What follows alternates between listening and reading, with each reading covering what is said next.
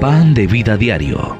Una palabra de aliento para comenzar el día de la mano de Dios. Hoy la palabra de Dios nos dice en el Evangelio según San Juan, en el capítulo 19, versículos 28 al 30. Después de esto, sabiendo Jesús que ya todo estaba consumado, dijo para que la escritura se cumpliese: tengo sed. Y estaba allí una vasija llena de vinagre, y entonces ellos empaparon en vinagre una esponja y poniéndola en un hisopo, se la acercaron a la boca. Cuando Jesús hubo tomado el vinagre, dijo: consumado es, y habiendo inclinado la cabeza, entregó el espíritu. Las últimas palabras de Jesús que registran el Evangelio según San Juan son: consumado es. La palabra que se traduce como consumado es una palabra griega que significa cumplido.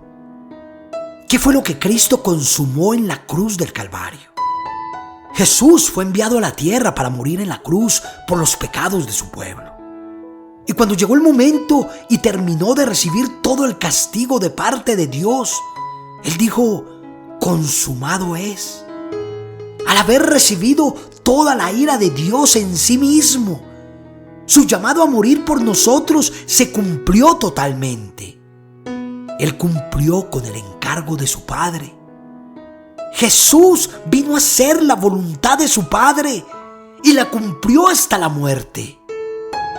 6 largas horas nuestro Señor estuvo crucificado en un madero, entre el cielo y la tierra, entre las 9 de la mañana y las 3 de la tarde.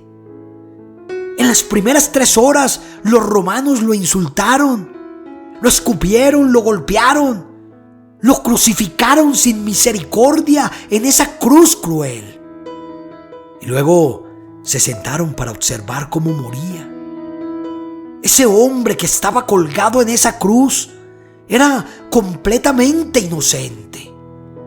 Durante su vida, lo único que hizo fue el bien a los demás.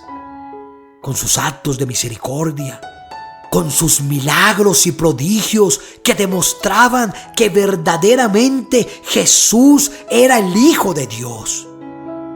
Pero sin embargo, fue tratado como el peor de los criminales y es asesinado de una manera cruel. A las 12 del mediodía, después de 3 horas de agonía, Dios puso un velo sobre el sol y la oscuridad cubrió esa escena, ocultando del ojo humano la transición entre el Padre y el Hijo. Cristo se convirtió en el sacrificio por el pecado del mundo. Dios hizo de su alma una ofrenda por el pecado. Él fue tratado como pecado porque se nos dice que el que no tenía pecado fue hecho pecado por nosotros.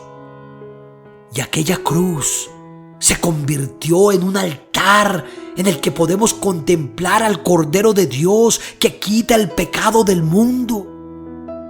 Él estaba muriendo por ti. Él estaba muriendo por mí.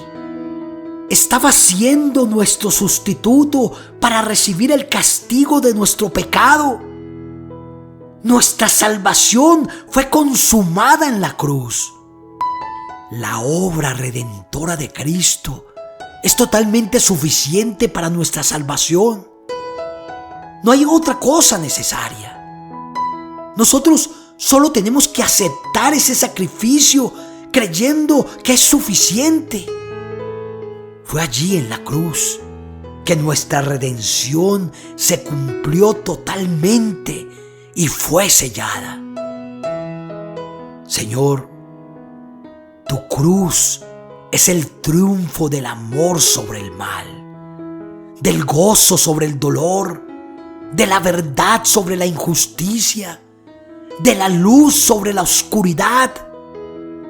Gracias, Señor, por tu preciosa sangre, por cada llaga, por cada herida, porque sufriste solamente por mí, para traer a mi vida el perdón de mis pecados y para poder acercarme confiadamente al trono de la gracia. Te amo, Señor. Amén y amén.